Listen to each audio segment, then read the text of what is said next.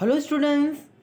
आज मैं फिर आपका एक न्यू चैप्टर लेकर आ गया हूँ जो कि सेमेस्टर 2 में से 10 है। मैंने आप लोगों को मेरे प्रीवियस वीडियो में कहा था कि हमने जो चैप्टर है वो अब हम क्या है सेमेस्टर 2 में से ले रहे हैं। चैप्टर 9 लिया है मैंने सेमेस्टर 2 में से और अब चैप्टर नंबर 10 की बारी है, तो 10 में हम आ गए हैं। जो 10 है वो है सीखो। तो यानी यहाँ पर जो कवि है वो हमें कुछ सीखने के लिए कह रहा है।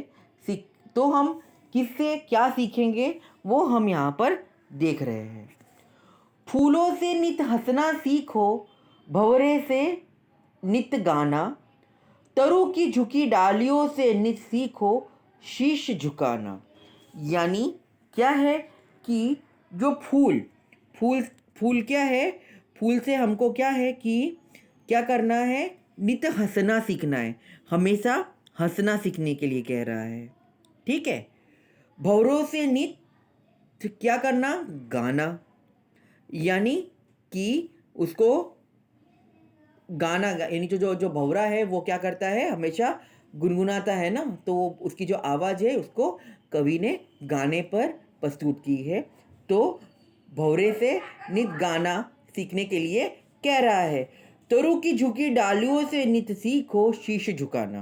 तरु मतलब पेड़ पौधे वृक्ष, उससे क्या है झुकना, यानी उससे क्या है उसकी डालियों से हमको क्या सीखना है, शीश झुकाना। क्योंकि चाहे वो कितना भी बड़ा होता है लेकिन क्या है जब बतना हवा चलती है तो वो अपना शीश झुकाता है।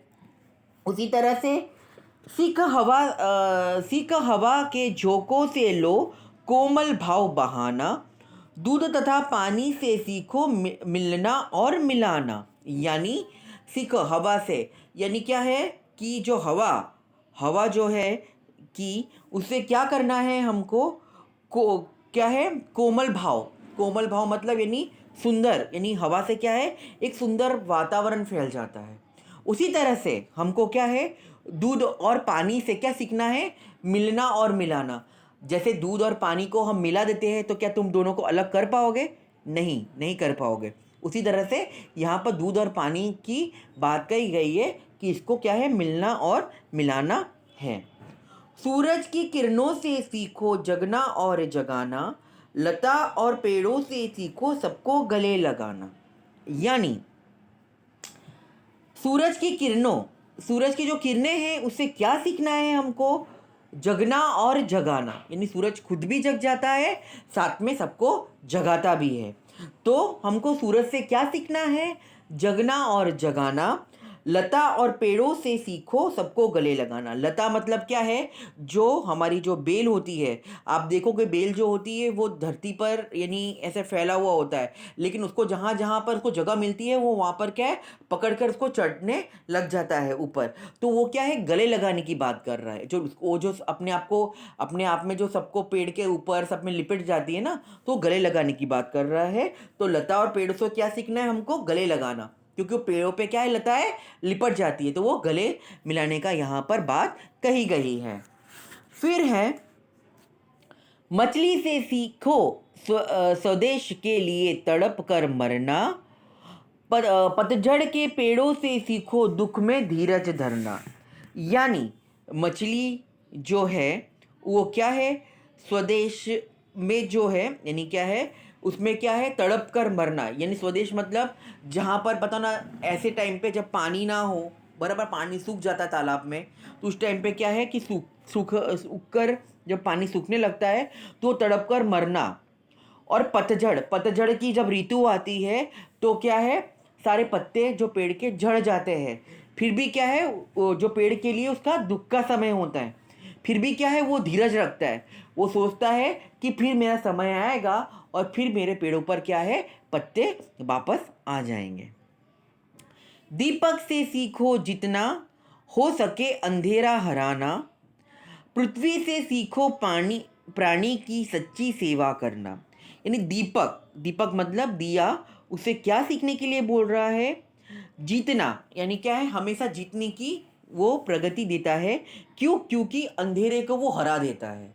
कैसे, कहीं भी अंधेरा घर है, वहाँ पर आप एक दीपक जलाएंगे यानी कि दिया जलाएंगे, तो वहाँ पर वो अंधेरे पे को हराकर अपनी वहाँ पर जीत यानी रोशनी ही रोशनी चारों ओर कर देता है।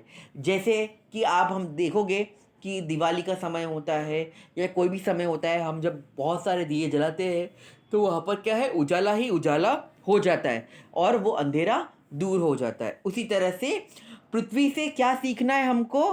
प्राणियों की सच्ची सेवा करना। क्यों? क्योंकि हम पृथ्वी में ही रहते हैं और ये हमको बरसात देता है, हवा देता है। आप लोगों को पता है कि है ना, हम इस धरती पर से, पृथ्वी पर से हम लोग रहते हैं, तो ये हमारी क्या करता है? सच्ची सेवा करता है। कभी हमारे साथ में, किसी भी मनुष्य के साथ में कोई भेदभाव नहीं करता है। जलधारा से सीखो आगे जीवन पथ में बढ़ना, और धुएं से सीखो हरदम ऊंचे ही पर चढ़ना। यानी जलधारा यानी जो धारा होती है, जल की जो धाराएं होती है, वो क्या होता है, जीवन पथ पे बढ़ता ही रहता है। यानी क्या है, वो सिर्फ लहरें जो होती है वो बढ़ती ही चली जाती है, बढ़ती चली जाती है, कहीं पे रुकती नहीं है, उसे कोई रुक नहीं सकता है। उसी तरह से क्या है कि जो धुआं है वो भी क्या है, अपना ऊंचा स्थान, आप देखोगे कहीं से धुआं निकल रहा है, चिमनी में से या कहीं में से धुआं निकल रहा है, तो वो क्या है, धुआं जितनी दूर जा सके उतनी दूर वो क्या है, हवा में उड़ता हुआ चला जाता है।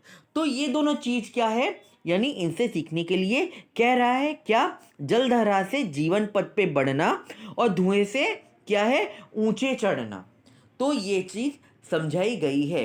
तो आप लोगों ने देखा कि कैसे यहाँ पर सीखो कि हमारे लिए कौन क्या करता है, उनसे हमें क्या सीखना चाहिए, इसके बारे में यहाँ पर बताया गया है। और हमें उन लोगों सबसे, जिन लोगों को हमने जिस चीज़ के लिए वो किया है, तो हमको उस चीज़ को सीखना चाहिए। तो आज जो ये कविता है बस इतना ही, और फिर मैं आपको नेक्स्ट आपके चैप्टर के साथ में मिलूंगा मेरे नेक्स्ट वीडियो में। तब तक के लिए बाय।